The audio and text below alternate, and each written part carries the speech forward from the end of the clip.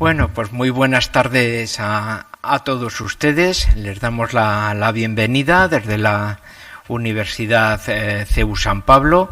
Es una vez más una conferencia organizada por la Fundación Cultural Ángel Herrera y la Universidad CEU San Pablo. Hoy no puede el director de la Fundación Cultural Ángel Herrera estar con nosotros, Fernando Lostau, por un asunto familiar, pero bueno, ya la subdirectora Isabel Muñoz pues está aquí de jefa coordinando perfectamente un poco toda la situación. Yo soy José Luis Orella, que soy profesor de Historia Contemporánea aquí y además amigo del profesor Marcelo Gullo.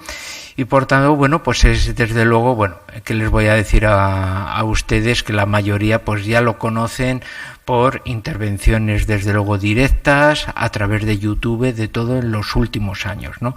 No obstante, especialmente por los que también nos van a oír de manera online, porque se está grabando esta conferencia y se pondrá luego, bueno, pues en el YouTube de la Fundación Cultural Ángel Herrera, pues bueno, vamos a dar unos perfiles un poco biográficos, bueno, pues del gran profesor que tenemos con nosotros, ¿no? Marcelo Gullo es doctor en Ciencia Política por la Universidad del Salvador de Buenos Aires, es magíster en Relaciones Internacionales por el Institut Université de Hautes Études de Ginebra, es graduado en Estudios Internacionales por nuestra Escuela Diplomática de Madrid y luego pues también ha ejercido, bueno, su labor docente pues en la Escuela Superior de Guerra, la Universidad Nacional de Lanús, es investigador del Instituto de Estudios Estratégicos de la Universidad Federal Fluminense y desde luego, bueno, aparte un poco de esa trayectoria, bueno, pues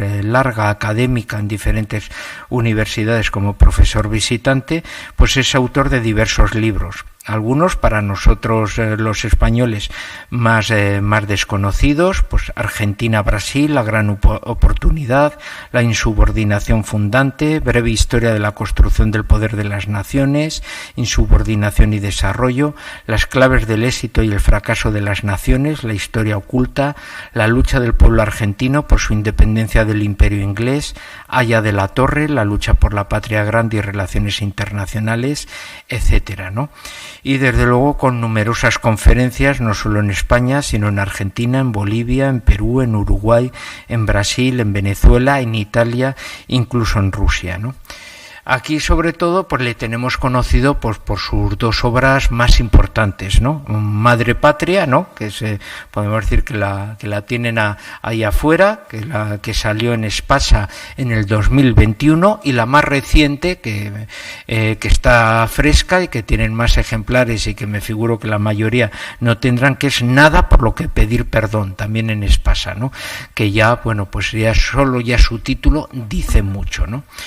Quizá, bueno, pues es uno de los temas, el de la leyenda negra, bueno, pues uno de los temas más importantes para nosotros. Hay muchos países que tienen leyenda negra, quizá pues el éxito de Elvira Roca con su libro, ¿no?, de la hispanofobia, bueno, pues puso desde luego uno de los temas tabúes que nadie se atrevía mucho a tratar. También una gran amiga de Marcelo y quizás su introductoria ahí en España en ese aspecto, y ayudó a presentarla y a tomar contacto, bueno, pues también con una generación de profesores. Yo me niego un poco a hablar de hispanistas, porque los hispanistas, bueno, pues son los ingleses, son los franceses, etcétera, ¿no? Marcelo Gullo es un profesor que defiende nuestra cultura y nuestra civilización hispana, porque también forma parte de ella como argentino, por lo tanto no puede ser un amante de la cultura, sino que forma parte, desde luego, de esa misma cultura, ¿no? Un poco en ese ámbito.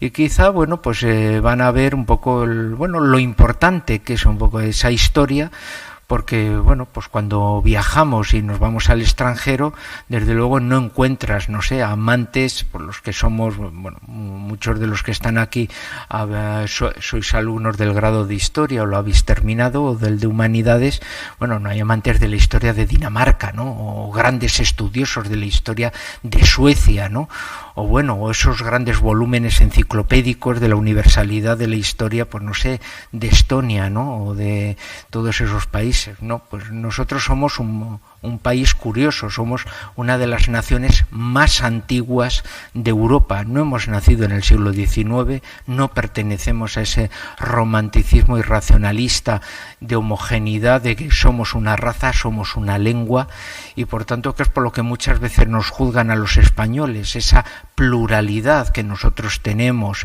de nuestra larga historia, y que incluso una de nuestras riquezas culturales es que tenemos una diversidad de lenguas regionales y luego una lengua verdaderamente de carácter imperial, pues resulta que no lo pueden entender por ese carácter un poco que tienen ellos surgido en el XIX, ¿no? Y que les hace ver, bueno, pues si tienen esa pluralidad, será que España es un conjunto de naciones, cuando no lo es, cuando es una comunidad histórica nacional, pero con unas características verdaderamente muy distintas a las de todos esos países, ¿no? Y luego, como hemos tenido la particularidad, además de tener una historia muy rica, con una gran diferencia con los otros países, si ven muchas veces los programas educativos de los países europeos, la mayoría precisamente subrayan y señalan la historia contemporánea. Vamos a Alemania, la historia contemporánea es la historia de Alemania. Lo anterior pues no pinta nada porque no estaban unificados. Su grandeza viene en la contemporánea. En Gran Bretaña su grandeza viene en la contemporánea. Francia su grandeza viene en la contemporánea, aunque tiene sus espacios también en la moderna y especialmente en la medieval. Nosotros, nuestro periodo desde luego de primera potencia, y no de 10 años o de 5 años, sino de más de siglo y medio, y luego como segunda, tercera potencia, pues durante otro tanto, y podemos decir que siempre España ha estado como gran potencia, desde finales del siglo XV hasta los inicios del siglo XIX, hemos estado entre las tres primeras. Bueno, es desde luego una historia de una gran grandiosidad, ¿no? Desde el descubrimiento de América, especialmente por esa obra, hasta desde luego nuestra presencia en Asia a través de Filipinas, etcétera, ¿no?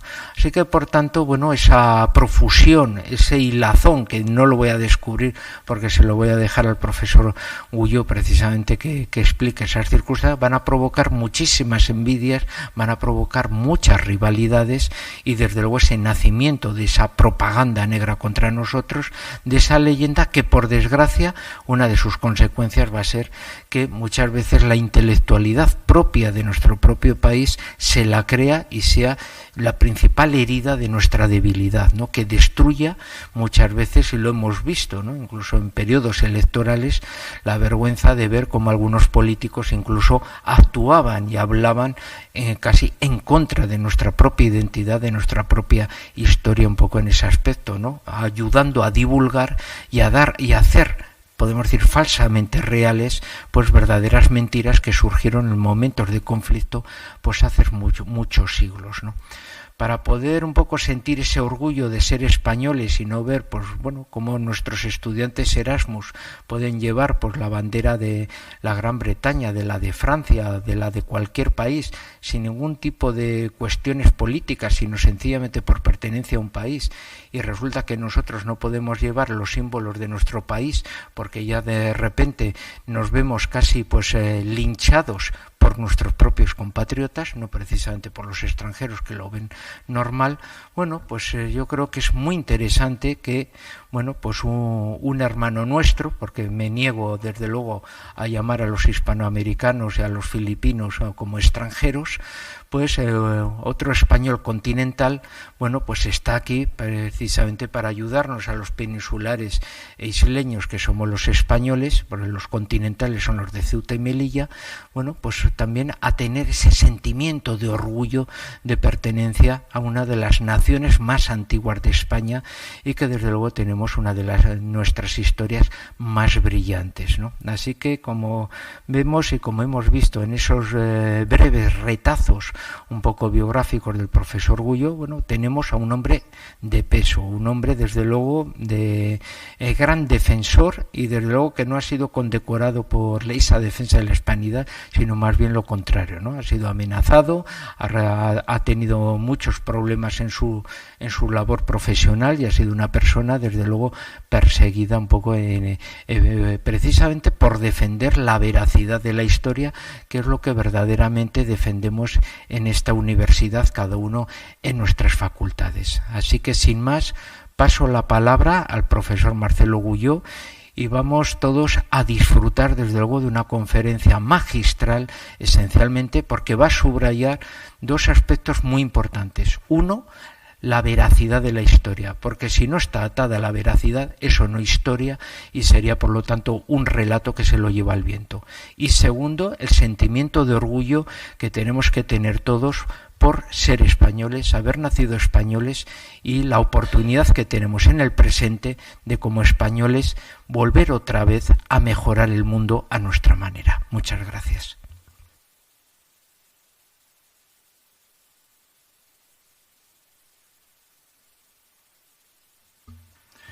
Buenas tardes.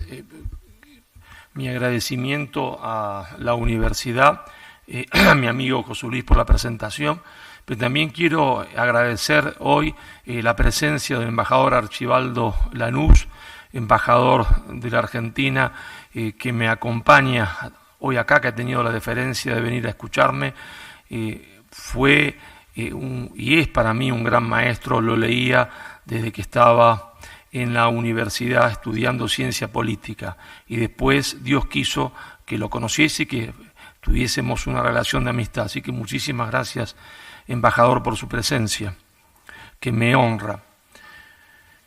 El título de la conferencia es Geopolítica y leyenda negra, y yo voy a referirme a esa relación en el pasado y en el presente, que es en realidad también lo que más nos interesa, porque el origen de la falsa política o de la mala política está en la falsa historia. Siempre el origen de la mala política está en la falsa historia. Hay dos hechos geopolíticos determinantes que tienen que ver con la conquista de América y la leyenda negra. El primer hecho geopolítico fundamental, que comúnmente se pasa por alto como si no existiese, es la irrupción en el mundo del Mediterráneo, de un nuevo pueblo convertido al Islam. Ese nuevo pueblo convertido al Islam es el pueblo turco. En la mitología del pueblo turco, este pueblo, que tiene su origen en las estepas de Mongolia, es guiado por un lobo gris que lo hace cabalgar siguiendo a ese lobo hasta lo que hoy es Irán, tomar contacto con el Islam, islamizarse, convertirse al Islam, y esto renueva la fuerza agresiva del Islam contra Europa. El Islam había tenido una fuerza gigantesca de expansión con los árabes. No hace falta recordar que España luchó 800 años por su reconquista y que estuvieron a las puertas de Francia y son detenidos en Poitiers, pero esa fuerza de expansión del Islam a través de los árabes se va apagando, pero resurge con el mundo nuevo que crean los turcos, y el hecho esencial para poder entender de lo que estamos hablando es la caída de Constantinopla. La caída de Constantinopla es fundamental, va a abrir las puertas del Islam, las puertas de la Europa central al Islam, y causa una conmoción política en todos los pequeños reinos europeos. Pero fundamentalmente, ¿dónde? Fundamentalmente en España, en lo que después ya va a formarse definitivamente como España. Y ahí hay que entender a Isabel la Católica. Los turcos sueñan con la conquista de Europa, han tomado Constantinopla, sueñan con la conquista de Roma y de toda Europa, y sobre todo sueñan con la reconquista de Al-Ándalus, es decir, la parte que han perdido los musulmanes en España. ¿Qué queda en España del poder musulmán? Queda el reino de Granada. queda el Reino de Granada, firmemente asentado. ¿Y qué quiere decir desde el punto de vista militar el Reino de Granada? Y esto, que es una cosa sencilla, no se reflexiona. Quiere decir la existencia del Reino de Granada, es decir, de las costas granadinas, Málaga, lo que es Almuñécar, quiere decir la posibilidad de un fácil desembarco del nuevo poder islámico en la península ibérica. Lo más difícil en arte militar, desde esos tiempos hasta Normandía, ¿qué es? Es justamente formar una cabecera de playa. La operación más difícil para los Estados Unidos, ¿cuál fue en la Segunda Guerra Mundial? Normandía. Una vez que se hacen fuerte en la playa y logran avanzar, la cosa ya estaba hecha. El desembarco es lo más difícil, si es que el enemigo de uno posee la costa. Ahora, si es uno mismo el que posee la costa, el desembarco está hecho. ¿No? Es decir, ya está. Es decir, hay una cabecera de playa donde desembarcar. De ahí que hay una obsesión permanente de la mujer más maravillosa de la historia de España, que es Isabel la Católica, desde el punto de vista, digo, político, como estadista. ¿Cuál es la diferencia entre un estadista y un político común? Hasta el día de hoy, que el político común ve el día a día, y el estadista piensa en el largo plazo. Es decir, está construyendo, supongamos, canales de irrigación porque sabe que va a haber dentro de 20 años sequía. Entonces está preparándose, se adelanta al futuro, tiene un proyecto político para el futuro. No administra el día a día, no es un administrador. Isabel era una estadista y sabe que tiene que cerrar definitivamente la posibilidad de un desembarco turco en las costas granadinas, que sería para España un peligro de muerte. Sería para España un peligro de muerte. Hay que dimensionar, y para eso uno podría utilizar las categorías de Hans Morgenthau, cuando Morgenthau elabora lo que es una pirámide del poder. Y dice, bueno, ¿cómo podemos saber qué poder tiene un Estado y tiene otro? Bueno, pues se puede hacer una pirámide del poder, donde en la pirámide del poder está la extensión del territorio, en un segundo escalón los recursos naturales, las industrias, pero en la cúspide de la pirámide ya no hay elementos tangibles, sino elementos intangibles. ¿Y cuáles elementos intangibles pone Morgenthau en la pirámide del poder? El carácter nacional y la moral nacional. Y si la pirámide no está trunca, dice él, la diplomacia, es decir, la conducción del Estado, en términos modernos diríamos, es decir, una élite de conducción, Y si uno observa, a partir de esta pirámide del poder, cuál era el poder de España, el poder de Francia, el poder del Imperio Otomano, va a ver que no hay punto de comparación. El poder del Imperio Otomano es inconmensurable, tiene muchísimos más habitantes, lo que quiere decir muchísimos más soldados, tiene una extensión gigantesca, tiene una agricultura gigantesca, y uno dice, ¿y entonces dónde estaba la fortaleza de lo que va a ser España, que se va a realizar con el casamiento y de Fernando? En dos hechos, en la moral nacional y el carácter nacional. Todo el mundo sabe, cuando va a enfrentar una guerra, un ejército, que los ejércitos no solo ganan por la cantidad y calidad de armas que tienen, sino por la moral de combate. Y la moral de combate del pueblo español estaba formada por 700 años de guerra contra el Islam. 700 años de guerra contra el Islam habían formado una moral de combate que no existía en ninguna otra parte de Europa ni en ninguna otra parte del mundo. Entonces, cuando Isabel, que es coetánea a la caída de Constantinopla, entiende que hay que cerrarle paso definitivamente al Islam para una reconquista del territorio español, entonces concentra toda su energía política en la reunificación y en la reconquista definitiva de Granada.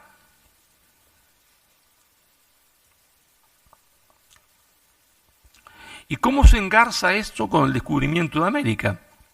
Porque el descubrimiento de América no es otra cosa que la decisión de Isabel, luego de haber reflexionado sobre el proyecto de Colón, de atacar al Islam por su retaguardia.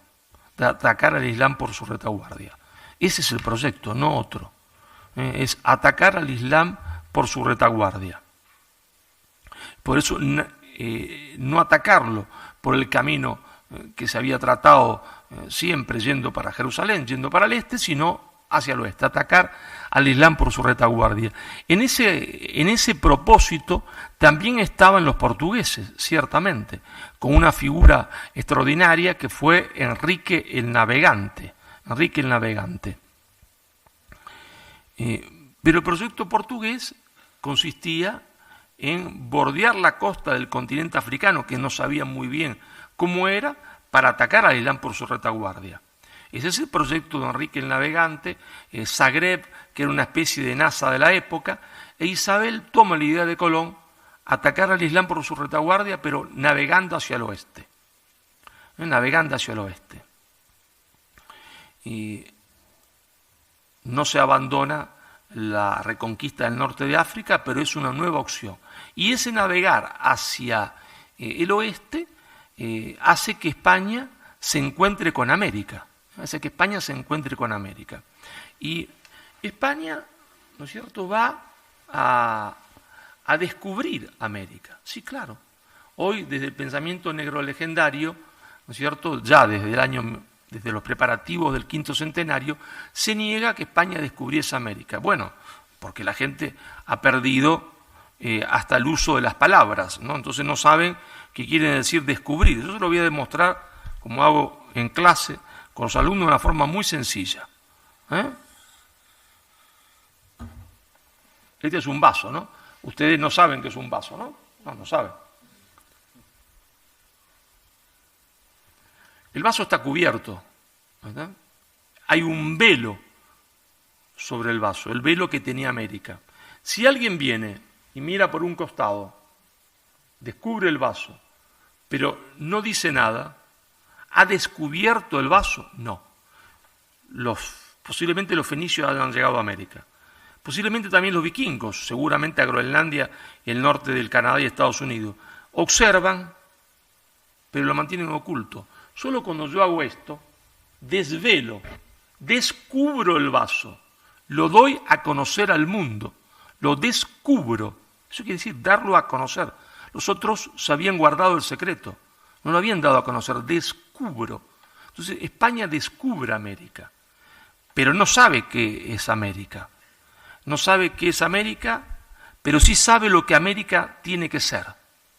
Tiene que ser un territorio cristiano, porque el principal motivo de la presencia en las nuevas tierras, que no saben efectivamente qué son esas tierras, no tienen ni idea de qué cosa es ese nuevo mundo, tiene que ser la evangelización. ¿Y por qué tiene que ser la evangelización? Por la misma razón que había que atacar al Islam por su retaguardia, no solo por una razón geopolítica, no solo por una razón económica, que el Islam cerraba a Europa la llegada de las especies, que en realidad no era para condimentar la comida, la pimienta, sino que en realidad estamos hablando de las medicinas que Europa necesitaba, como las que se extraen de la amapola hoy en día, que servían como anestesia, por ejemplo, sino porque España tiene una particularidad en la historia de los pueblos europeos. Tiene 700 años de guerra contra el Islam. Y entonces esos 700 años de guerra contra el Islam han formado su carácter nacional. Y España está convencida, los españoles están convencidos de que deben expandir el cristianismo, que tienen la obligación de llevar el cristianismo hasta los últimos rincones de la tierra. Claro que los hombres son hombres y que en cada hombre se mezclan las ambiciones particulares de gloria y riqueza, por supuesto, ¿no? Pero hay un sentido de la historia. Ese sentido de la historia es el que va a marcar, ¿no es cierto?, Isabel, cuando, no sabiendo qué es América, dice, esos pueblos no podrán ser esclavizados, esos pueblos serán súbditos de Castilla. No habrá colonias, quiere decir, sino que habrá otras Españas, serán súbditos de Castilla. Por eso se va a crear Nueva España, lo que después va a ser México.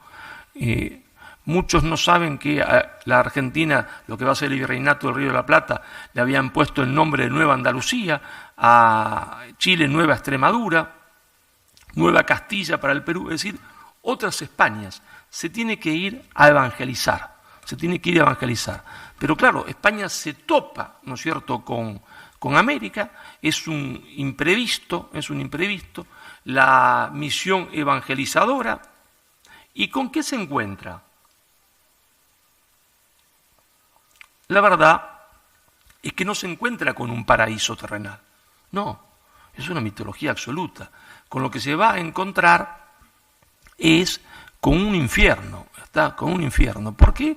Porque en todo el territorio americano, y esto es comprobable científicamente una y mil veces, lo que reina es la antropofagia, el canibalismo, la guerra permanente, y el 80% de la población explotada, sometida a las crueldades más grandes que se pueden imaginar por aquellos núcleos que habían tomado el poder.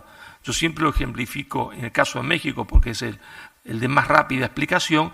Cuando Cortés llegó a Mesoamérica, porque México no existía, ¿con qué se encuentra? Se encuentra con que una nación, en términos romanos, si ustedes quieren pueblo, en términos modernos, ha dominado a otra decena de naciones, como los tlaxcaltecas, pero que no les pide, como dirían los marxistas, plusvalía, no les saca materias primas, lo que les saca son seres humanos.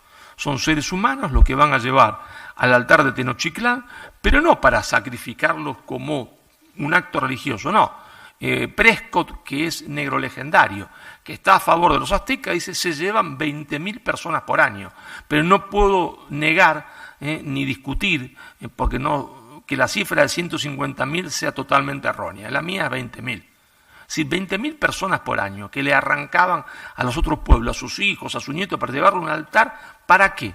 Y Prescott lo dice, siendo el defensor de los aztecas, para comérselos, porque el principal alimento de la clase sacerdotal, había 5.000 sacerdotes en Tenochtitlán, del ejército y de la nobleza era la carne humana. Esa es la verdad, los pueblos periféricos estaban sometidos a una crueldad como no se ha visto nunca en la historia de la humanidad. ¿Y qué es la conquista de México? Es la liberación de México.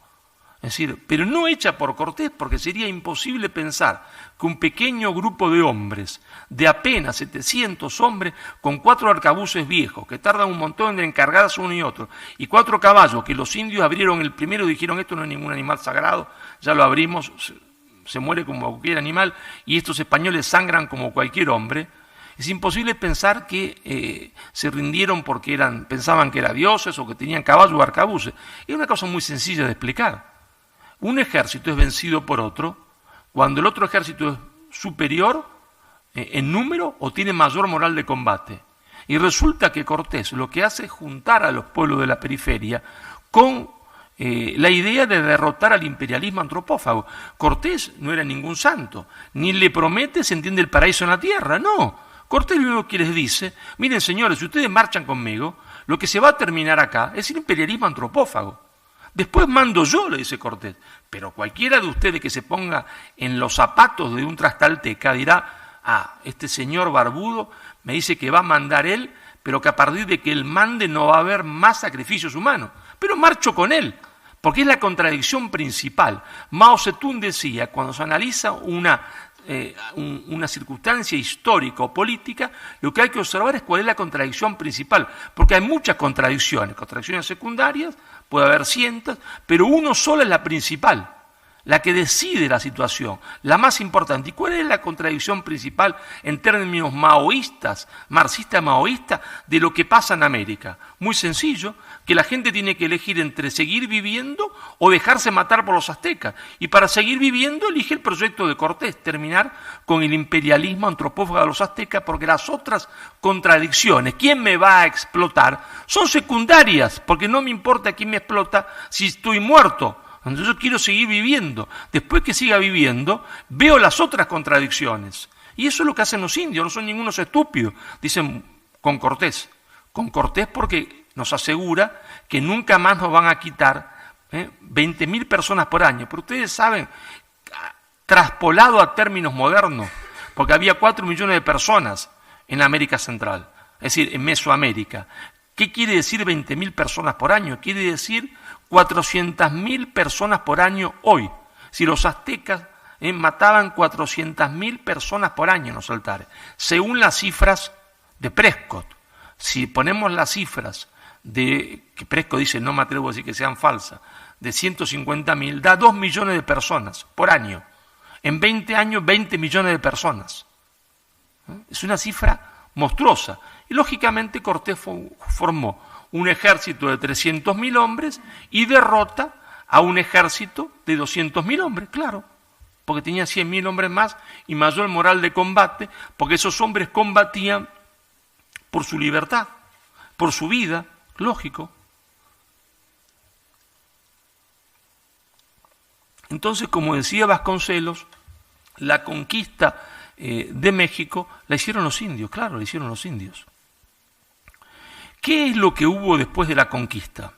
Y después de la conquista, yo no voy a abrumarlos porque está en mi libro Madre Patria y nada por lo que pedir perdón, después de lo que hubo de la conquista, y creo que podría haber habido, primero habría que decir lo que podría haber habido, es una masacre gigantesca. Casi estuvo a punto de producirse, hubo un comienzo de masacre. ¿Por qué? Muy sencillo, porque los 300.000 que han triunfado con Cortés, lo que quieren hacer es hacerle a los otros lo mismo que los aztecas le hicieron, es decir, matarlos a todos. Lógico, si yo hace 20 años que sufro el imperialismo más atroz de la historia de la humanidad y me han quitado a mi padre, a mis amigos o a mis hijos, lo que quiero es venganza. Y hubo venganza en un principio de los tlaxcaltecas, hasta que Cortés le para la mano y dice, señores, acá comienza una historia nueva, una historia de reconciliación. No vamos a hacer con los aztecas lo mismo que los aztecas hicieron con ustedes.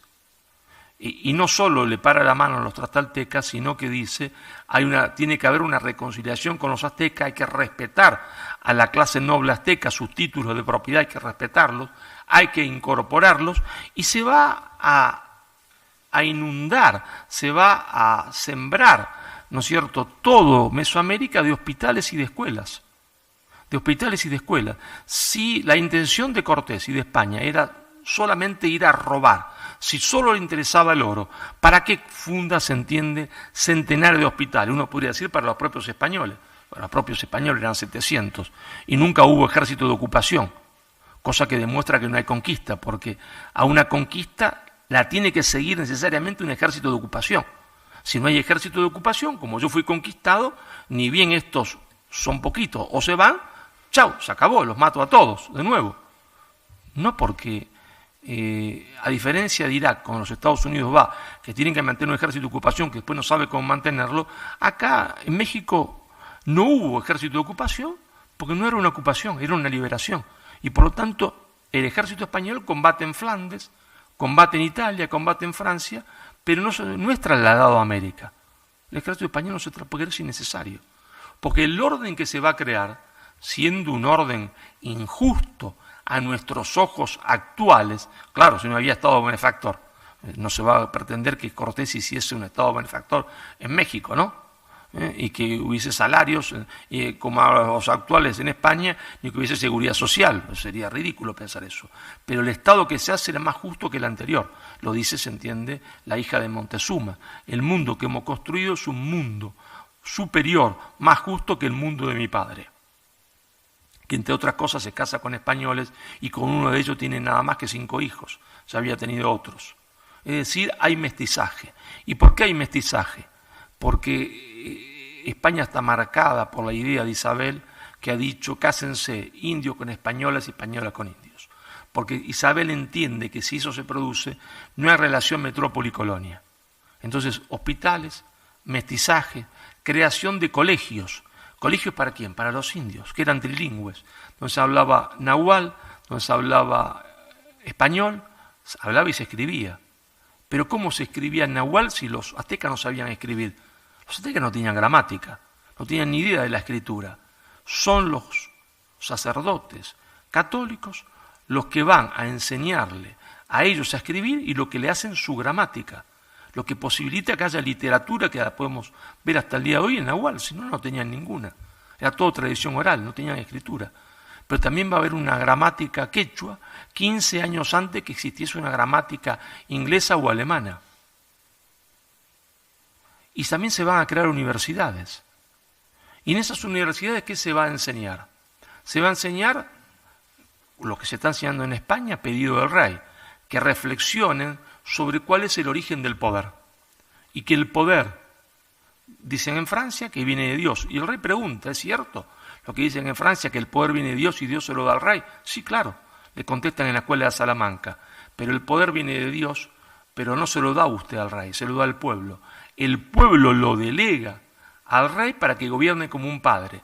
Y si no gobierna como un padre, el pueblo tiene derecho a la revolución. Ese es el origen real de la democracia. Tiene derecho a la revolución. E incluso va a decir, no Suárez, sino Mariana, que era mucho más extremista, el padre Mariana, tiene derecho al tiranicidio, a la muerte del tirano. Porque el monarca se ha convertido de monarca, de rey, en tirano. No hacía la escuela de Salamanca más que reflotar el pensamiento de Aristóteles y Santo Tomás, que distinguía entre formas de gobiernos, puras e impuras. Pura la monarquía, impura la tiranía, pura la aristocracia, impura la oligarquía, pura, a veces con distintos nombres lo llamaban democracia, y cuando gobiernan en las formas puras en beneficio del bien común, e impura cuando gobiernan en beneficio de uno, de un grupo o de muchos, demagogia, democracia y demagogia. Pero si la América española, España tenía intención de que fuese una colonia, ¿por qué le enseña eso a los colonos? Maquiavelo diría que España es enloquecida. Y habría que contestarle al gran Maquiavelo, España no enloqueció. Enseña eso en sus universidades en América, a los indios, a los mestizos y a los criollos, porque no considera que América sea una colonia de España, sino que son reinos, a igualdad de Castilla. Ahora, cuando ese fenómeno se está produciendo, porque se topó con América, España, que en realidad iba a atacar al Imperio Otomano por su retaguardia, cuando ese fenómeno se produce otro hecho geopolítico fundamental, de origen religioso, pero con connotaciones geopolíticas, que es la ruptura de la cristiandad. La ruptura de la cristiandad. España era un estar en peligro de muerte por la constante posibilidad de invasión de un poder superior que es el poder islámico. Los españoles han perdido la conciencia de eso. Es un estar en peligro de muerte, es decir, pero hombre, hace falta que vayan un poquito a Tarifa, que miren al horizonte y vean que ahí está el África, es decir, lo que separa a España del poder musulmán son apenas 12 kilómetros. Es la situación de indefección geopolítica más extrema que existe, se entiende, en Europa. Sicilia está en peligro siempre, pero la separan muchos kilómetros de agua. Francia también, pero muchos kilómetros. España está separada del poder islámico que sueña con la conquista de Europa por 12 kilómetros. Nada, insignificante separación, fácil de atravesar en cualquier momento. Es un estar en peligro de muerte. Pero cuando se produce la reforma protestante, ¿qué es lo que va a pasar? Malgrado que las personas tuviesen la mejor de las intenciones, no estamos juzgando sus intenciones, no estamos juzgando su alma, eso lo juzga Dios. No me meto en ese tipo de cosas. Pero lo que se va a producir es que se rompe la cristiandad occidental. Cristiandad occidental. Cristiandad es sustantivo. Occidental es adjetivo. Claro, pues también hay una cristiandad oriental. La cristiandad que se produce por la cristianización de los pueblos eslavos a partir de Constantinopla, a partir del mundo de Bizancio, a partir del mundo ortodoxo. Eso va a crear la cristiandad oriental. La cristiandad occidental es el producto, luego de la cristianización del Imperio Romano, de la cristianización de los pueblos germanos. Entonces, la cristianización de los pueblos germanos con Carlomagno da la cristiandad occidental. Pero occidental es el adjetivo, cristiandad es el sustantivo. Cuando se produce la Reforma Protestante, hasta ese momento, el ideal de ese mundo, aunque no se lograse, y eso no tiene ninguna importancia desde el punto de vista sociológico y político, ¿cuál es? Es la búsqueda del bien, la verdad y la belleza, es decir, la búsqueda del bien común. Y en ese sentido, el pensamiento de Santo Tomás y de la Escuela Teológica Española, que no solo reflexionan sobre el poder, sino sobre la propiedad. cómo tiene que ser la propiedad. La propiedad tiene que ser una propiedad absoluta, no, dice Santo Tomás, y después la Escuela Teológica Española lo va a retomar, no puede ser absoluta, porque Dios ha dado los bienes para todos los hombres del mundo, y por lo tanto, ante los ojos de Dios, yo soy administrador de los bienes, y por lo tanto no puedo tener lo que los romanos decían que uno tenía, que era el derecho de autodestrucción del bien. Tiene que haber en mí la intención de que ese bien, aparte de servirme a mí, le sirva a la comunidad, al bien común. Así, propiedad, después va a decir la Iglesia, muchos siglos después, está en función social. Pero eso ya está escrito en la Escuela Teológica Española. Cuando se pone rerum novarum, eso ya es viejo en la Escuela Teológica Española. Es decir, una concepción donde la economía está al servicio del hombre. Cuando se separa el mundo protestante, se va perdiendo el sustantivo y se queda con el adjetivo, porque ya no es la búsqueda del bien, la verdad y la belleza. Es bueno lo que es útil. ¿Y qué es útil? Lo que me hace ganar dinero. ¿Por qué? Porque el hombre se salva por la fe, dice Lutero, no importa las obras, y porque Calvino va a lanzar el grito enriqueceos, porque la riqueza es un signo de predestinación individual, pero también de la predestinación de las naciones, que es lo que va a tomar Inglaterra cuando es la única provincia romana que se pasa de bando. Es decir, Inglaterra, que era provincia romana, no se mantiene fiel a la catolicidad, que si uno ve el mapa de Europa, todo aquello que era romano y adyacente al mundo romano, fronterizo, la parte alemana, que se mantiene católica, y la parte fronteriza con Roma. Inglaterra es el único caso, la única provincia que se pasa de bando. Toma el pensamiento calvinista, pero le da una vuelta. No solo la riqueza es un signo de predestinación individual, sino colectiva. E Inglaterra es el nuevo pueblo elegido por Dios. Es decir, se vuelve, como habían hecho los protestantes, al Antiguo Testamento. E Inglaterra es una nación elegida por Dios.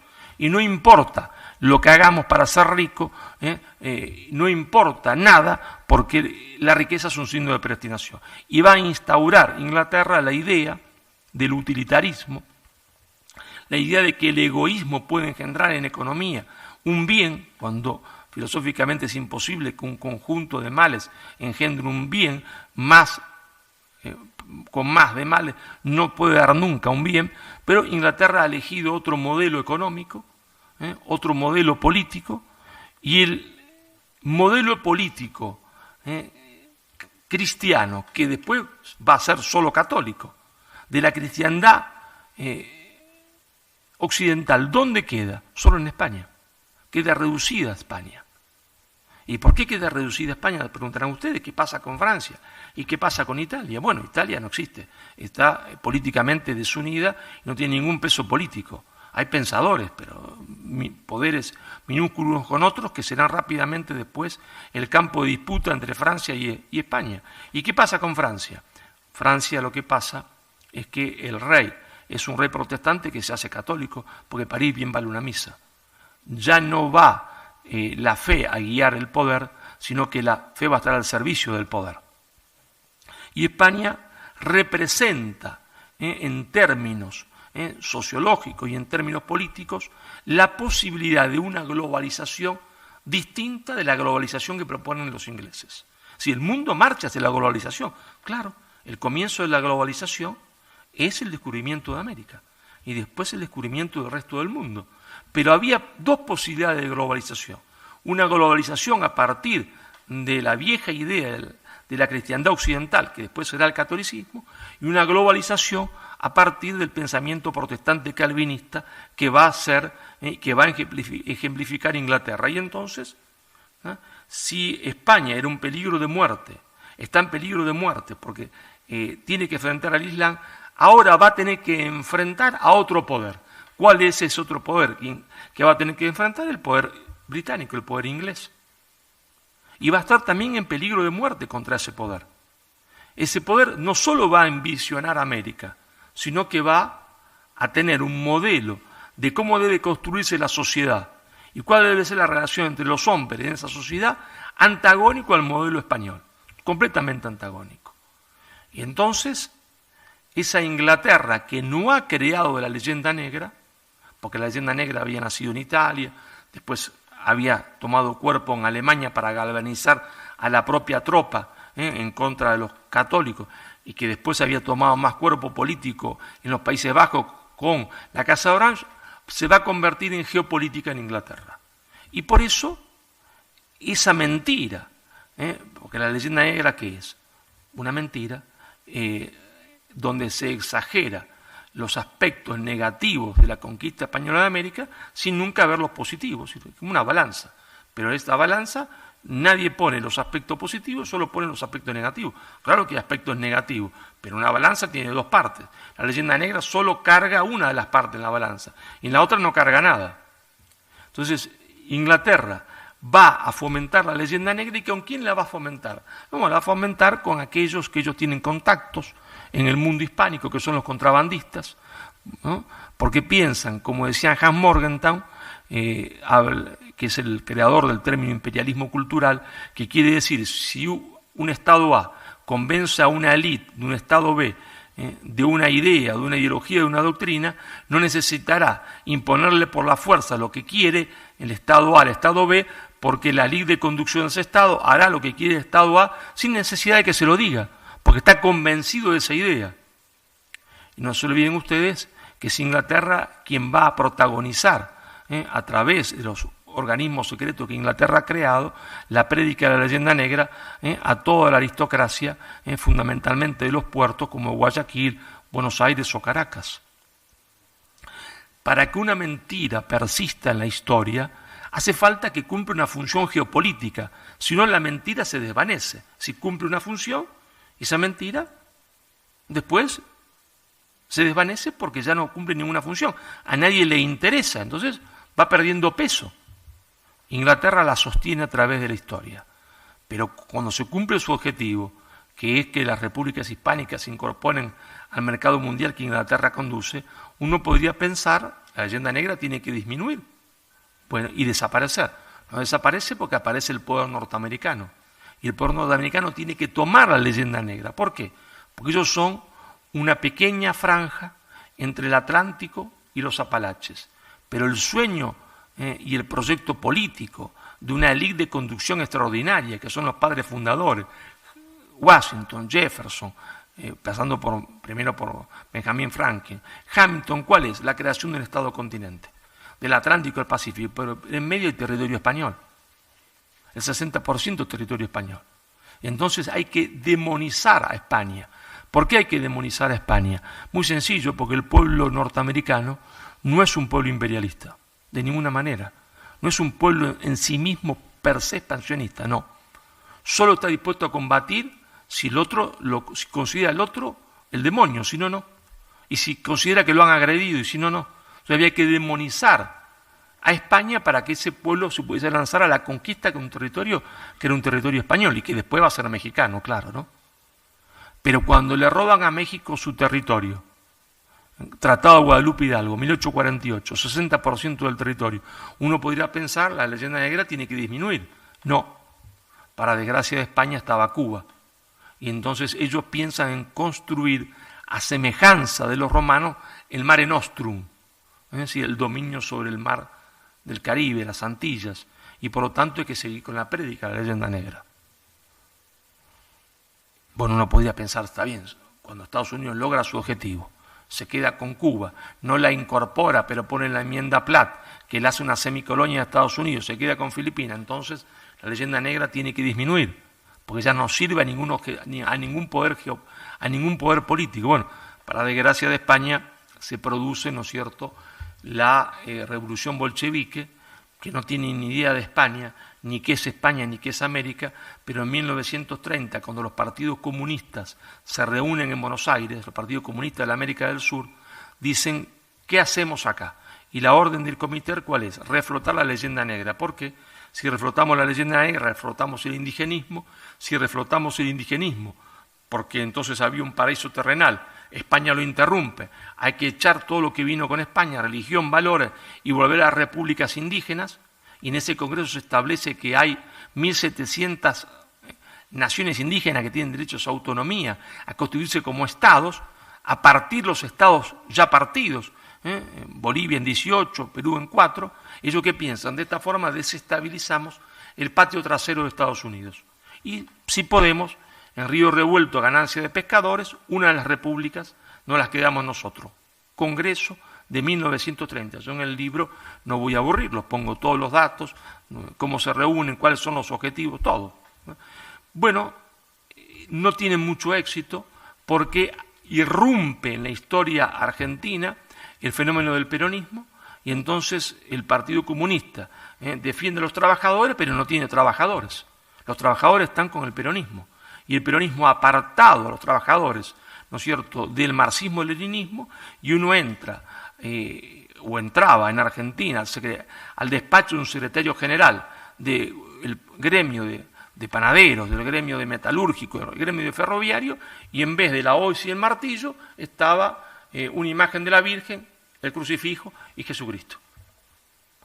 Pero el peronismo también ha hecho a la masa trabajadora profundamente hispanista. Y entonces, eso que quieren hacer en el Congreso de Partido Comunista 1930 permanece latente en los sectores universitarios, pero no tiene caladura popular, no encarna en el pueblo, porque el pueblo trabajador está con el peronismo, que es profundamente hispanista. Entonces no avanza. Uno podría decir, disminuye la leyenda negra, efectivamente. La leyenda negra va disminuyendo, es en la época de mi madre que se llama España Madre Patria, pero claro, vuelve a resurgir. Hay un hecho fundamental, geopolítico fundamental y político, que es la caída de la Unión Soviética. La caída de la Unión Soviética conmueve a los partidos comunistas, pero sobre todo lo hace reflexionar a Fidel Castro. Uno puede opinar lo que quiera de Fidel Castro. Uno puede llamarlo libertador, otro tirano, me da igual. Lo que no se puede negar es que Fidel Castro sea una persona profundamente analista e inteligente, ¿no? Eso se puede negar. Cuando Fidel Castro ve que la Unión Soviética ha caído, ¿no es cierto?, lo que hace es la reunión del Foro de San Pablo. Primera reunión del Foro de San Pablo, justamente en San Pablo. Ahí va a estar Lula da Silva, ahí va a estar Evo Morales, la gente del MAS, la gente de la FARC, el M-19, y Fidel Castro, con una lucidez extraordinaria, dice: señores, la Unión Soviética se terminó. Esto quiere decir que nuestro sujeto histórico, que era el proletariado, no existe más. Con esto del proletariado no vamos a convencer a nadie. Entonces necesitamos un nuevo sujeto histórico. ¿Cuál es ese nuevo sujeto histórico? Que conmueva a la juventud que siempre quiere luchar por alguna causa justa o que supone justa, está contra la injusticia. Son los pueblos originarios, son las masas indígenas explotadas hace 500 años por la llegada de España, que frustró el desarrollo de América. Y entonces hay que reflotar el indigenismo, porque ahí tenemos un nuevo sujeto social, las masas indígenas. Claro, a ese sujeto social después se le van a agregar a distintas minorías, y por eso la ideología de género, nuevo sujeto social. Pero dice Fidel también otra cosa: hemos estado equivocados porque Marx no tenía razón. Y en eso va a retomar el pensamiento de Antonio Gramsci, el más grande de los marxistas italianos. Marx decía que la estructura determina la superestructura, es decir, que la economía determina la cultura. No, dice Antonio Gramsci, es al revés. Es la superestructura, la cultura, que determina la economía. Y por lo tanto, quien consigue la hegemonía cultural, en 30, 40 años se queda con la hegemonía política. Fidel toma eso y dice: nuestro nuevo sujeto social son las masas indígenas, nuestra doctrina a predicar es todo el pensamiento de la leyenda negra, la injusticia contra los pueblos indígenas. Toda verdad, por supuesto, tiene un contenido de verdad, si no, no funciona. Que había injusticias, nadie puede dudarlo, porque una mentira, para que funcione, tiene que tener un contenido de verdad. Entonces, nuevo sujeto histórico, y vamos ahora ¿a qué? A pelear por conseguir la hegemonía en las escuelas primarias, en las escuelas secundarias y en la universidad. Y esto, construyendo un nuevo sujeto social, sumándole después de las minorías, al cabo de 30 años o 40 años nos llevará de nuevo al poder. Se equivocó en absoluto. Todos los que estaban ese día en el Foro de San Pablo hoy gobiernan a la América del Sur. Todos gobiernan a América del Sur, salvo pequeñas excepciones como Paraguay y Uruguay, que no tienen peso geopolítico, lamentablemente. Y por lo tanto, en ese 90 comienza un resurgir de nuevo de la leyenda negra, claro, apoyada en eso, ¿no es cierto?, por una mala interpretación que se hace en España, que se siente culpable. Ese pensamiento que se elabora en América después va a ser asumido en la época de Zapatero y de Sánchez por el Partido Socialista, y entonces va a haber una negación total de la conquista española de América como el gran acontecimiento negativo de la historia de España, y el triunfo hegemónico de este pensamiento negro legendario que se ha constituido hoy en una especie de doctrina, pero que nos inhabilita ¿para qué? Nos inhabilita desde el punto de vista geopolítico para reencontrarnos con nosotros mismos.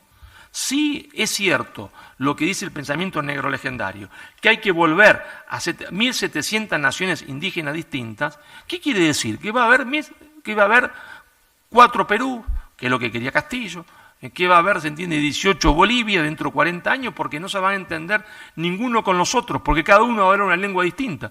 Tienen el caso ustedes de Cataluña, no hace falta ir muy lejos. Y entonces se va a hablar mapuche en el sur de Chile, y nosotros ¿qué seremos? Segmento anónimo del mercado mundial. Es decir, en un mundo que marcha a la integración de bloques culturales basados en afinidades culturales, nosotros no podremos ser parte de eso porque nos habrán fragmentado en pedacitos insignificantes del mercado mundial. Cumple de nuevo una función geopolítica. Pero también cumple otra función geopolítica, pero eso se diría para otra conferencia, que es el tema de qué modelo necesitan nuestros pueblos en el proceso de globalización. Si un modelo basado en el humanismo cristiano o un modelo basado, ¿se entiende?, en el egoísmo. Bueno, eso es lo que el mundo y nuestra parte del mundo, es decir, la hispanidad va a tener que discutir qué modelo nosotros queremos, si el modelo que ha surgido a partir del calvinismo y del imperialismo anglosajón, o de un modelo que podría haber surgido del mundo hispano católico que fue frustrado con la derrota, se entiende, de la hispanidad. Bueno, muchísimas gracias.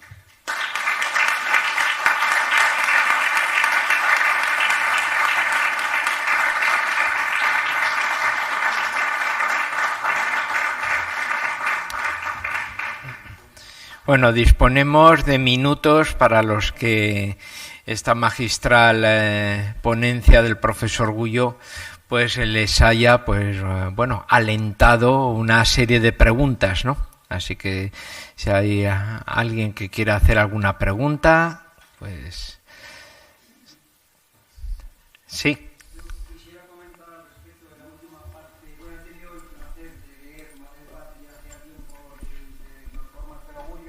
Me pareció un libro apasionante, especialmente... no sé si se me oye mejor ahora. Bueno, especialmente en el apartado de la descripción de los hospitales, de los colegios universitarios, de toda la obra de España en América, me pareció una cosa absolutamente aleccionadora y tan detallada que realmente uno no lo conocía. Así que me parece un libro pues realmente que es muy aleccionador, ¿no? Bueno, lo que quería preguntarles es que, hablando de la globalización, claro está, tiene que ser en inglés. O sea, la globalización que todo el mundo nos impone no puede ser en español, por supuesto, no puede ser ni siquiera en francés o en alemán. Es decir, toda la globalización, toda la terminología en nuestro propio país, la publicidad, todos los ambientes sociales, la terminología, todo es totalmente anglosajona. Hasta el punto de que tenemos, a mí es un simple detalle que me escandaliza, tenemos coches que tienen los faros de atrás con la bandera inglesa y a nadie le preocupa lo más mínimo. Y sin embargo, como ha dicho muy bien el profesor en la introducción, los símbolos españoles son prácticamente proscritos, o sea, son como de poca categoría, ¿no? Entonces, bueno, pues yo creo que la globalización es un peligro realmente para todos porque supone la pérdida cultural de todas nuestras raíces, ¿no? Y en la cuestión de América consiguieron los ingleses desde Miranda en Venezuela, consiguieron convertir un imperio en muchos fragmentos de países cuya relevancia es mínima, ¿no? Cuando si hubieran permanecido unidos, una especie de Commonwealth, como si hubieran permanecido unidos, hubieran sido una potencia hegemónica mundial, o al menos no hegemónica, pero sí muy importante, ¿no? Y nada más, quería simplemente rectificar la idea de que la globalización es un peligro para todos nosotros, nada más que eso. Bueno, yo he utilizado la palabra globalización porque tampoco puedo en una conferencia en breve tiempo exponer todo mi pensamiento. En realidad yo prefiero hablar de universalismo, ¿verdad? El mundo marcha hacia el universalismo. ¿Por qué? Porque la revolución científico-tecnológica disminuye las categorías de espacio y tiempo, pero ese universalismo puede ser un universalismo justo o injusto. El rostro de ese universalismo injusto es la globalización anglosajona. El rostro es pero nosotros tendremos que luchar para un universalismo justo, es decir, una comunidad organizada de pueblos, ¿no? Porque eso es inevitable la marcha hacia el universalismo por la realidad científico-tecnológica. Lo que pasa es que ese universalismo podrá ser justo o injusto, podrá ser con valores o con disvalores. Hasta ahora lo que hay es eso, la globalización, es decir, el universalismo querido por el mundo anglosajón, basado en la idea del egoísmo, que según ellos puede crear, se entiende, un bien. La suma de egoísmo crea bien, lo cual es ontológicamente imposible, pero bueno, eso sería para un seminario, ¿no? Isabel, si puedes acercar el micrófono a la parte central, en la tercera fila. Sí, gracias. Buenas tardes. Gracias, profesor. No he tenido la suerte de leer ninguno de sus libros. A partir de ahora los voy a leer. Sí, es verdad que le he leído alguna entrevista y le he escuchado algunos fragmentos de conferencias que ha venido dando por diferentes lugares, y eso me ha hecho estar aquí hoy, fundamentalmente porque quería escucharlo. Aparte de lo novedoso que usted ha expuesto hoy para poder entender pues todo el papel de España o de nuestra cultura a lo largo de los siglos, yo soy una persona que vengo del mundo sindical, muy identificado desde una conciencia social cristiana, por supuesto, pero muy identificado con los planteamientos marxistas. He sido una persona que ha defendido mucho a Fidel Castro, he seguido a Gramsci en una época determinada y he estado de alguna manera participando en el Foro de San Pablo, en el Foro de Davos, no a niveles altos, sino como representante del Movimiento Mundial de Trabajadores Cristianos unas veces, y después de la cooperación al desarrollo de una federación de asociaciones como Manos Unidas que existen a nivel europeo y alguna también en Norteamérica y en Canadá. Y yo no he podido descubrir las claves que usted ha aportado aquí hoy. Sin embargo, a mí aquellas cosas me han ido oliendo mal. O sea, yo no me he sentido realmente, he salido de allí, de esos encuentros, de esas reuniones, con malestar, con algo que no... Pero tampoco sabía, porque empezando por el de Lula, pues Lula venía también de la Acción Católica. Yo he tenido relaciones no con él, sino con el movimiento de lo que sería la Juventud Estudiante Católica que él procedía, con otros movimientos apostólicos obreros. Y bueno, en mi corazón, en mi conciencia, se ha venido rompiendo a lo largo de estos años, pues esa beatería que yo he tenido con todo eso, pero que no terminaba de cuadrar por mi sensibilidad quizás cristiana, porque después he ido descubriendo algo de la Escuela de Salamanca y otra serie. Y entonces, pues claro, me resulta muy novedoso, aunque ya algunas cosas las había visto, ver toda esta historia desde la perspectiva que usted la expone, que nos hace mucha falta. Lo que siento de verdad es que en muchos ámbitos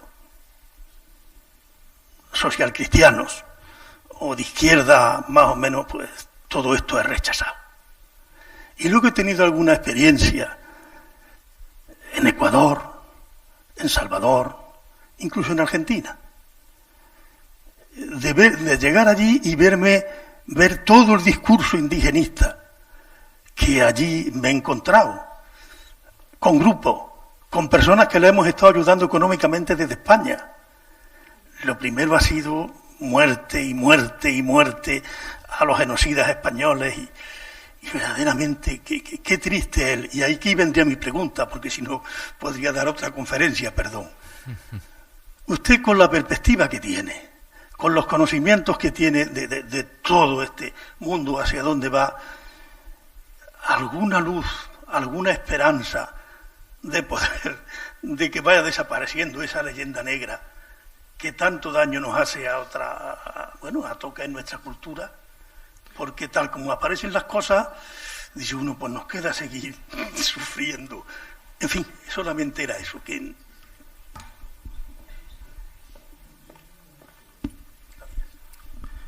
Bueno, es decir, yo podría contestarle por la galería, como decía Gramsci, yo soy un pesimista de la razón y un optimista del corazón, y con eso zafaría de la pregunta, ¿no? Contesto por la galería. ¿Sí? Mire, hay que ser muy objetivo en política, ¿no? Cuando uno hace política y hace análisis político, hay que partir siempre de la realidad. Hay que ser muy objetivo. La situación de los países hispanoamericanos, desde el punto de vista cultural, incluido a España, que está bien económicamente, pero no está bien culturalmente, es desastrosa. Es desastrosa. O sea, hay una crisis de valores absoluta en todo el mundo hispánico, una pérdida de los valores que han constituido la nación. Eso es una realidad. Y en eso ha influenciado todo el pensamiento negro legendario, todo el pensamiento de las minorías que se han hecho con el poder contra las mayorías. Ahora, ellos lo han impuesto a través de una gran mentira. La mentira negro legendaria tiene los pies de barro, como la mentira de la ideología de género tiene los pies de barro, porque el gallo es gallo y la gallina es gallina, y no tiene que ver con los sentimientos. Por más que el gallo se sienta gallina, sigue siendo gallo, ¿no está? Porque el sentimiento no cambia la sustancia. El gran aporte de los griegos al mundo fue descubrir la idea de sustancia. La idea de sustancia no cambia por mi sentimiento. ¿Cuál es la base de la democracia? La base de la democracia, filosóficamente, es que existen conceptos, ideas claras y distintas, y que eso existen porque hay idea de sustancia, y que la sustancia no puede cambiar por el capricho, ni por el capricho de un hombre, ni por el capricho de una mayoría. No. Y entonces, como esto es así, si nosotros estamos dispuestos a dar una batalla cultural, una batalla política, tendríamos todas las herramientas suficientes para triunfar. Ahora, ¿se va a triunfar? Bueno, eso no sé, porque eso depende si es que lo que estamos en conocimiento de esto estamos dispuestos a dar esa batalla o no. Si la damos, hay una posibilidad de que se triunfe. Y si no la damos, ninguna. Pero eso depende de qué hagamos cada uno de nosotros. ¿Qué haremos los argentinos? ¿Dejaremos que la situación nuestra sea declinar de forma permanente hasta que la nación desaparezca y hasta que el Estado posiblemente desaparezca y se autodestruya y se parta?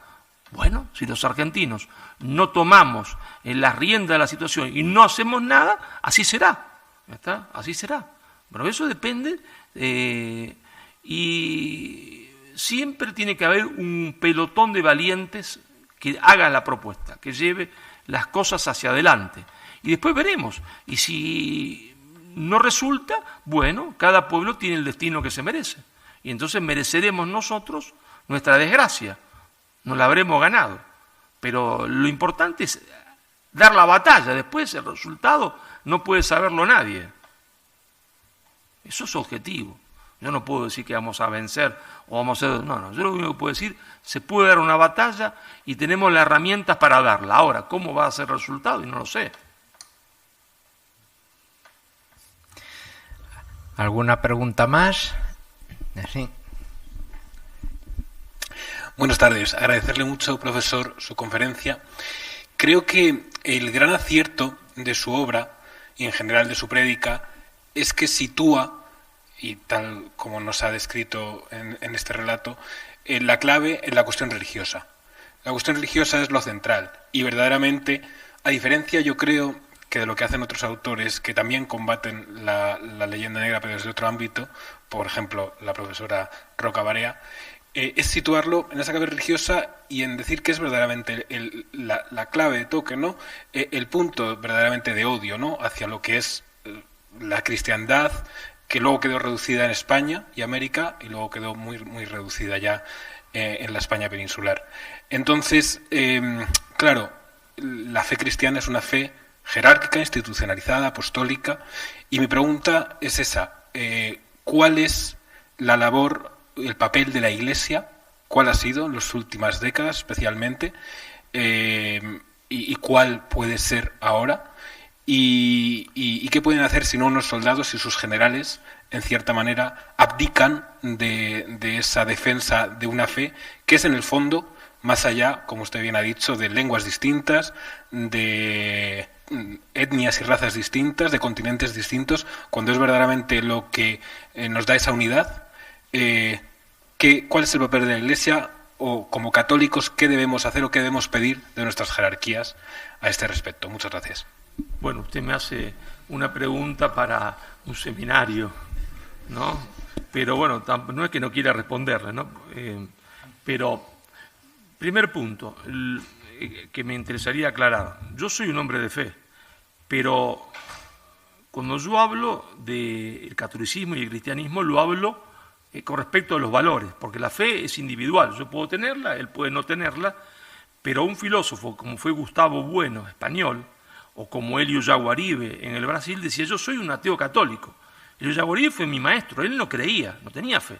Y yo no le voy a obligar a que tenga fe, porque la fe es un acto individual. Pero él decía: nuestros valores son estos valores de nuestra cultura. Nosotros estamos constituidos por estos valores que nacieron, se entiende, con el catolicismo y con el cristianismo. Él no creía, estaba muy bien, porque los hombres, unos creen, otros no. Pero acá hay una cuestión central de valores, que puede ser compartida aún por los que no tienen fe. Estamos en la defensa de unos valores. Y esos valores son los valores más importantes de la historia de la humanidad. Es decir, nuestra cultura, es mentira que todas las culturas son iguales. Eso lo puso de moda el progresismo. Las culturas son todas iguales. De ninguna manera. La cultura que hacían los nazis no es igual a la nuestra.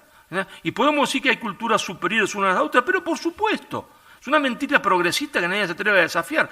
¿Cómo nuestra cultura no va a ser superior que la cultura de los nazis? Muy superior, porque esa gente quería mandar a las personas a morirse en un horno.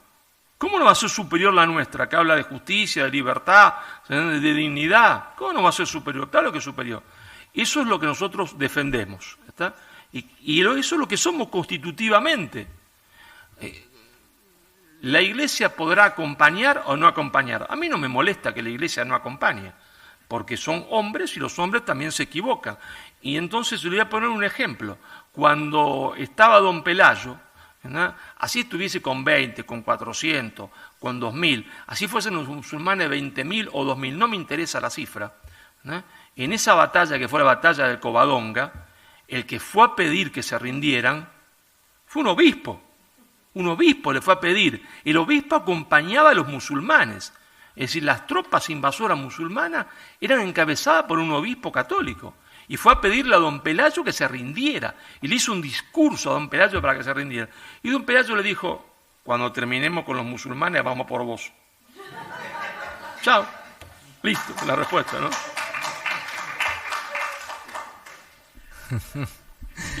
¿Alguna pregunta más? Esta vez me ha alegrado de ser el moderador y no el ponente. A ver, Álvaro, por favor. Mi pregunta está relacionada más o menos con la que hizo el señor hace un rato. Verá, más que nada le felicito por su libro Madre Patria, que me ha parecido súper interesante. Pero una de las cosas que me ha llamado mucho la atención es lo que mencionó antes sobre el plan de la Comintern en los años 30 respecto a América. Yo hace tiempo he coincidido 2 veces con Santiago Armesilla, que tengo entendido que es un buen amigo suyo. Y somos muy amigos. Que es tanto marxista, pero hispanista y seguidor de Gustavo Bueno.